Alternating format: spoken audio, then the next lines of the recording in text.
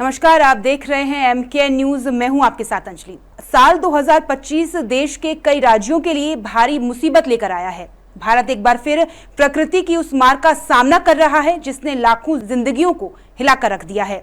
2025 में मानसून बाढ़, बादल फटने और भूस्खलन के रूप में भारी तबाही लेकर आया।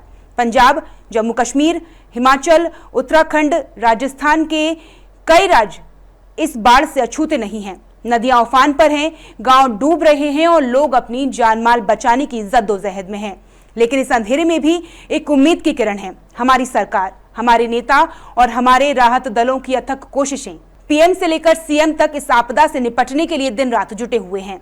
NDRF, सेना और स्थानीय प्रशासन राहत कार्यों में जी जान से लगे हैं। लेकिन सोचने वाली बात यह है कि ये तबाही बार बार क्यों आ रही है? क्या ये सिर्फ प्रकृति का गुस्सा है या हमारी लापरवाही भी इसके पीछे एक कारण है? तो चलिए शुरू करते हैं और आज आपको दिखाते हैं वो 6 बड़ी तस्वीरें जिन्हें देखकर आप हैरान रह जाएंगे। सबसे पहली तस्वीर है जम्मू कश्मीर की। जम्मू कश्मीर में हालात बहुत खराब हैं। पहली तस्वीर जम्मू कश्मीर के किश्तवाड़ जिले के चसौती गांव से है, जहां 14 अगस्त को फ्लैश फ्लड ने कोहरा मचा दिया था। 46 से ज्यादा लोग मारे गए थे और सैकड़ों लोग लापता हो गए। बादल फटने या ग्लेशियर झील टूटा पता नहीं, लेकिन ये भयावह कर देने वाली तस्वीर आज हम सब देख रहे हैं।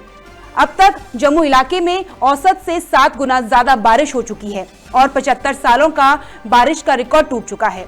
चौस्ती गांव किश्तवाड़ से करीब 90 किलोमीटर दूर है और मचेल माता मंदिर यात्रा का अंतिम सड़क मार्ग वाला पड़ाव है। हर साल लाखों श्रद्धालु यहां से 8.5 किलोमीटर पैदल यात्रा कर 9500 फीट ऊंचाई पर स्थित मंदिर पहुंचते हैं। इस बार यात्रा 25 जुलाई से शुरू हुई थी और 5 सितंबर तक चलनी थी, लेकिन हादसे के चलते इसे दूसरे दिन ही रोक दिया गया। तस्वीरों में साफ देखा जा सकता है कि किस तरह मलबे और गाद से भरी बाढ़ ने गांव को समतल कर दिया। घर पत्तों की तरह ढह गए और सड़कें बड़े बड़े पत्थरों से अवरुद्ध हो गईं।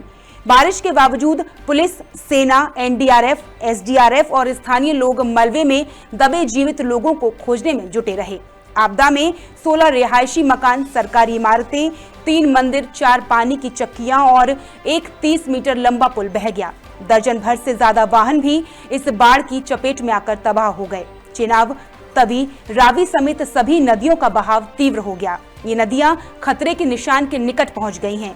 इस भयानक घटना से घायल हुए लोग और उनके परिवार सदमे में हैं। अपने प्रियजनों को खो चुके लोगों के आंसू रुकने का नाम नहीं ले रहे। जम्मू में बस चसौती गांव ही नहीं, डोडा, सांबा और कठुआ भी इसकी चपेट में है। कटरा में माता वैष्णो देवी मार्ग पर भूस्खलन से 34 लोगों की जान चली गई। अब दूसरी तस्वीर हिमाचल प्रदेश से है। प्रदेश में वर्षा, भूस्खलन व बादल फटने से काफी नुकसान हुआ है। मंडी जिला इस बार सबसे ज्यादा प्रभावित हुआ। भूबू जोत में बादल फटने से मंडी की चौहार घाटी व कुल्लू जिला की लगवेली में बाढ़ आ गई। भूबू जोत की पहाड़ी पर बादल फटने से पानी 2 भागों में बंट गया। इस आपदा से कई गांव प्रभावित हुए हैं। इतना ही नहीं, हिमाचल प्रदेश के चंबा में 3.3 तीव्रता का भूकंप भी आया। कई जिंदगियां मलबा में तबाह होकर रह गईं। तस्वीरों में देखकर साफ अंदाजा लगाया जा सकता है तबाही का मंजर कैसा रहा होगा। मंडी जिले में भूस्खलन और मलबा गिरने की घटनाओं से शहर की जीवन रेखा ठहर सी गई है, तो वहीं इस आपदा ने कई लोगों की जान ले ली। मंडी में तबाही से भारी नुकसान पहुंचा है। सबसे ज्यादा नुकसान जेल रोड, जोनल अस्पताल मार्ग और सैंड क्षेत्र में हुआ है। भूस्खलन से किरतपुर, मनाली 4 लेन और पठानकोट मंडी राष्ट्रीय राजमार्ग बंद हो गया है। घरों के पास तक मलबा पहुंच गया, जिससे लोग घर छोड़कर भागने को मजबूर हो गए। प्रशासन, पुलिस, फायर ब्रिगेड की टीमें मौके पर मौजूद रहीं और प्रभावित क्षेत्रों में लगातार रेस्क्यू ऑपरेशन जारी रहा।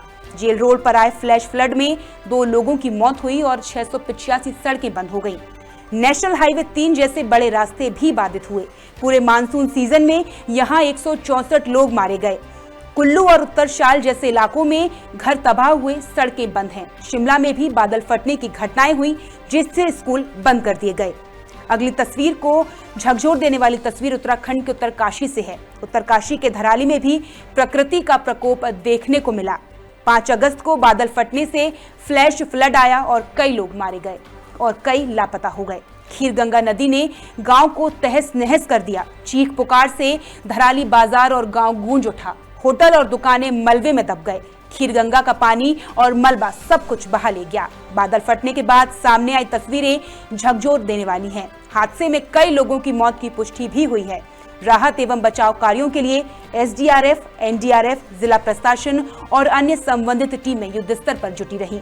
सीएम धामी ने भी इस घटना पर गहरा दुख जताया। लोग अभी उत्तरकाशी के धराली की घटना से उबरे भी नहीं थे कि चमोली के थराली में बादल फटने की एक और घटना सामने आई और इस घटना में भी भारी तबाही हुई। थराली बाजार, तहसील परिसर और कई घरों में मलबा घुस गया। गाड़ियां भी दब गईं। एसडीआरएफ की टीमें लगातार राहत कार्य में जुटी रहीं। अब आपको पंजाब में तबाही का मंजर दिखाते हैं। चौथी तस्वीर पंजाब की है। आप देख सकते हैं वो तस्वीरें कि किस कदर बाढ़ में पूरा पंजाब बहता नजर आ रहा है। कपूरथला, फिरोजपुर, गुरदासपुर और रूपनगर जैसे जिले सबसे ज्यादा प्रभावित हैं। सतलुज, ब्यास और रावी नदियां उफान पर हैं। हालांकि हिमाचल प्रदेश में भारी बारिश और भाखड़ा पर पौंग बांध से पानी छोड़ा गया। कपूरथला में व्यास नदी के उफान से सुल्तानपुर लोधी और थिलवान के गांव में खेत पानी में डूब गए, जिसका असर शिक्षा पर भी पड़ा और स्कूल 27 से 30 अगस्त तक बंद कर दिए गए। फिरोजपुर में हरीके के हुसैनीवाला तक सतलुज का जलस्तर बढ़ने से गांव में बाढ़ का खतरा मंडरा गया है।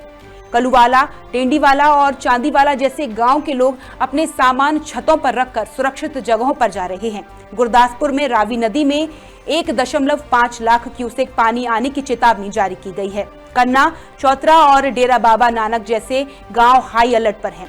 नुकसान की बात करें तो हजारों एकड़ खेत डूबे, फसलों को भारी नुकसान हुआ और साल 2023 की बाढ़ जैसा नुकसान एक बार फिर होने का डर बना हुआ है। पंजाब में लाखों एकड़ फसलें बाढ़ में खत्म हो गईं। हालात बद से बदतर हैं।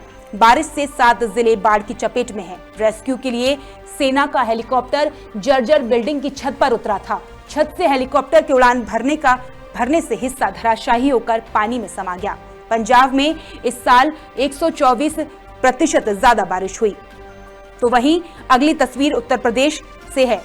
उत्तर प्रदेश के कई राज्यों में बाढ़ का कहर जारी है। गांव में पानी घुस गया है और सड़कों पर जल भराव हो गया है। कई लोगों को छोड़कर सुरक्षित जगहों की ओर पलायन करने के निर्देश दिए गए हैं। लोगों को सतर्क रहने और सुरक्षित स्थानों पर जाने की सलाह दी गई है। वाराणसी में भी गंगा नदी का जलस्तर लगातार बढ़ते हुए चेतावनी बिंदु से ऊपर पहुंच गया, जिससे शहर में बाढ़ का खतरा और गहरा गया है। प्रधानमंत्री नरेंद्र मोदी का ड्रीम प्रोजेक्ट नमो घाट भी बाढ़ की चपेट में आ गया है। नमस्ते करते हुई हाथ की प्रतिमा पानी में डूब गई है। हाईटेक घाट पर भी बाढ़ का असर साफ दिखाई देने लगा है। गंगा का तेज उफान अब रिहायशी इलाकों के लिए खतरा बढ़ा रहा है। हालांकि प्रशासन अलर्ट पर है और हालात पर लगातार नजर बनाए हुए है। भारी बारिश के कारण बच्चे स्कूल नहीं जा पा रहे हैं। बिजली कटी हुई है। राशन, दूध और दवाएं भी नाव से पहुंचाई जा रही हैं। यहाँ तक कि किसी के बीमार पड़ने पर भी नाव से सड़क पार कर जाना पड़ रहा है। अब आखिरी तस्वीर आपको राजस्थान की दिखाते हैं। राजस्थान में भी मानसून का प्रचंड रूप देखने को मिल रहा है। जहां देखो वहां पानी का कहर लोगों को डरा रहा है। राजस्थान के करौली, पाली और अजमेर जिलों में भारी बारिश और बाढ़ की स्थिति चिंताजनक है, जहां घरों और खेतों में पानी घुस गया है। करौली में एक गर्भवती महिला नदी पार कराने की तस्वीर डरा देने वाली है, जबकि पाली और अजमेर में सड़कें और गाड़ियां पानी में डूबने की खबरें भी लगातार सामने आ रही हैं।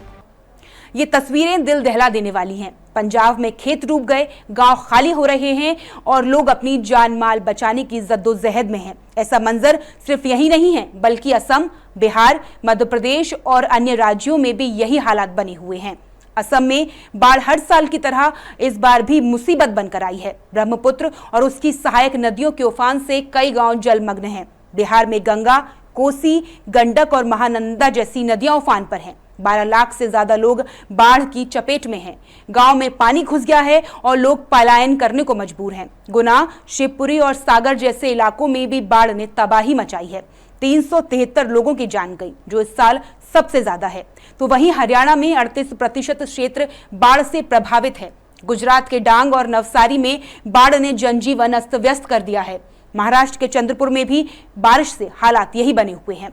प्रकृति का ये कहर सिर्फ बारिश या ग्लेशियर तक सीमित नहीं है। हमारी लापरवाही जैसे जंगलों की कटाई, नदियों पर अतिक्रमण और खराब प्लानिंग ने इस तबाही को और भी बढ़ा दिया है। 2025 की बाढ़ ने हमें फिर सोचने पर मजबूर किया है। प्रकृति हमें बार बार चेतावनी दे रही है, लेकिन हम हैं कि सुनते ही नहीं। तो ये थी आज की खास रिपोर्ट। तब तक के लिए आप बने रहिए एमकेएन न्यूज के साथ, क्योंकि हम लाते हैं आपके लिए हर वो खबर जो आप तक पहुंचनी चाहिए। नमस्कार।